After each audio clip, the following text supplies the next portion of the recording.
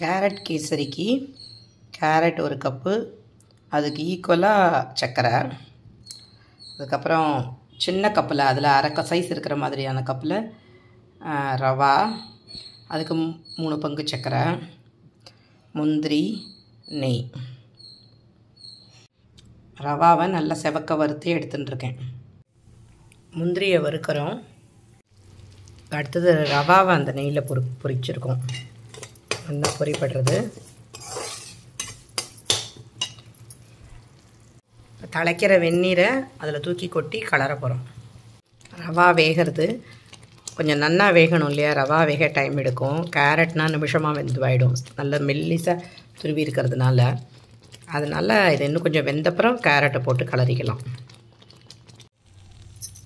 ரவா கொஞ்சம் வெந்துன்னு எடுத்து இப்போ கேரட்டை போட்டு கலரிக்கலாம். அப்படியே அதுலேயே குங்குமப்பூவும் போட்டிருக்கேன். இப்போ மிக்ஸ் பண்ணிக்கலாம். தேவைன்னா கொஞ்சம் வெந்நீர் விட்டுக்கலாம்.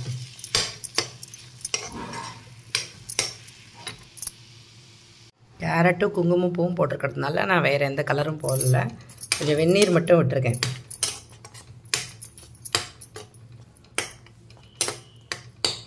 இன்னும் கொஞ்சம் வெந்தப்புறம் சர்க்கரை போட்டுக்கலாம். இப்போ வெந்துடுத்து நன்னாவே தெரிகிறது. இப்போ சர்க்கரையை போட்டுக்கலாம். இப்போ சர்க்கரை போட்டுட்டேன். இப்போ நீர்த்துன்னு இருக்குது, அது எருகி வரணும்.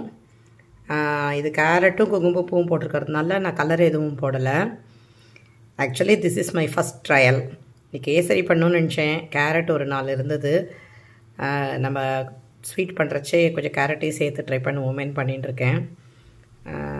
ஐ திங்க் நல்லா வரும்னு நினைக்கிறேன். கொதித்து கொண்டிருக்கிறது.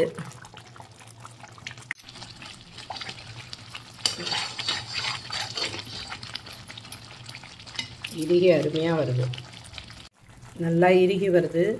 இப்போ ஏலக்காய் பொடியும் போட்டு வறுத்த முந்திரி பருப்பையும் போட்டு கலந்து ரெடி பண்ணிட போகிறேன்.